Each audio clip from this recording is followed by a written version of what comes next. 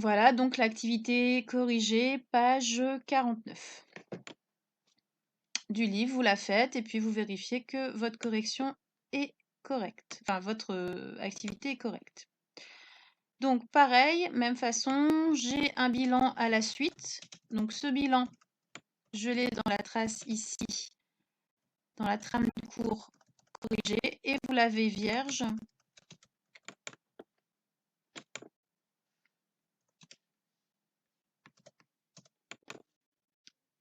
Donc vous l'avez vierge, si je trouve.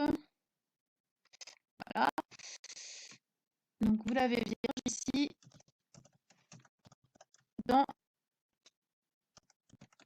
il est déjà complété en fait, non il n'est pas vierge. Il est déjà complété donc, dans votre trame. Donc, vous pouvez le recopier. À la suite, pareil, vous avez une évaluation où cette fois-ci, il faut cocher le stade d'acquisition. Donc, par âge, à quel stade on est. Donc, vous le faites après la rédaction, enfin après la lecture du bilan. Donc, ensuite, vous avez la correction qui est dans votre trame de traces écrites. Voilà. Donc là, nous avons fait les 2 premières séances. On a travaillé les expressions, les modes de communication et la deuxième séance sur le langage. Donc il nous reste une partie très importante à voir, c'est ce qu'on appelle le graphisme chez l'enfant. Donc ce graphisme, c'est quoi? Au début, c'est tout simplement les traits, les gribouillages que vont faire les enfants. Ensuite, ça devient une forme au fur et à mesure. Donc la première forme, c'est la spirale, c'est le cercle. Et puis la mise en place de ce qu'on appelle le bonhomme tétard.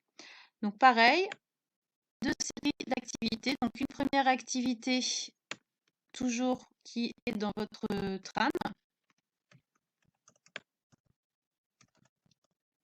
Ici, donc sur le graphisme avec différents stades. Donc, surligner l'âge auquel l'enfant commence à gribouiller, l'âge auquel l'enfant maîtrise le geste et compléter le tableau suivant. Voilà. Et ensuite, le bilan à compléter. Alors, juste pour cette activité, je crois que dans ma trame, vous n'avez pas la correction, en partie seulement. Donc, il commence à gribouiller, donc souligné dans le document. Donc, il y a juste cette partie-là qui n'est pas mise. Donc tout simplement, hein, il commence à gribouiller. Donc vers 15 mois. Donc vous l'avez ici. Voilà, tout simplement. Donc comme je vous le disais, je suis désolée, hein, les vidéos, c'est que 3 minutes, donc je suis obligée de couper et de faire un montage ensuite. Donc il commence à gribouiller à partir de 15 mois. Voilà. Donc ensuite, donc de la même façon, hop, je vais effacer, ça sera plus simple. De la même façon, vous passez au corrigé qui est en ligne sur l'activité de la page, cette fois-ci 50, sur le graphisme. Donc vous avez fait l'activité de votre livre et vous accédez au corrigé pour vérifier que c'est bon. Donc normalement, j'ai vérifié les corrigés, il n'y a pas de faute, hein, parce que des fois, on a des surprises dans le livre. Ensuite, vous réalisez le bilan,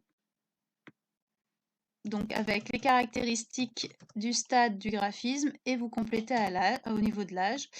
Et vous avez le corrigé dans ma trame de traces écrites, ici.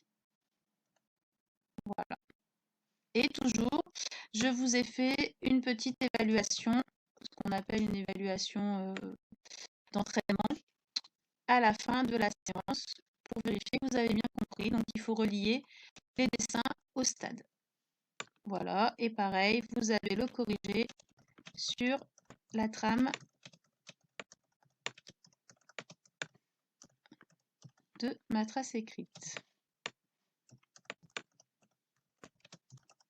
Ah, bah, il ne veut pas me donner la main. Voilà, c'est bon. Ah, bah non, vous l'avez pas. Donc, voilà, c'est facile, hein, tout simplement. Le gribouillage, on l'a vu, c'est vers 1 an. Le bonhomme tétard, c'est vers 3 ans.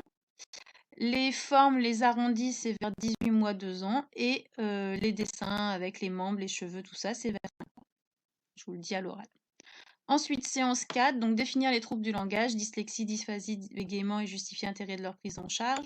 Donc là, vous avez tout simplement le corrigé de l'activité au niveau du livre. Donc c'est à la page 51, donc vous prenez le corrigé.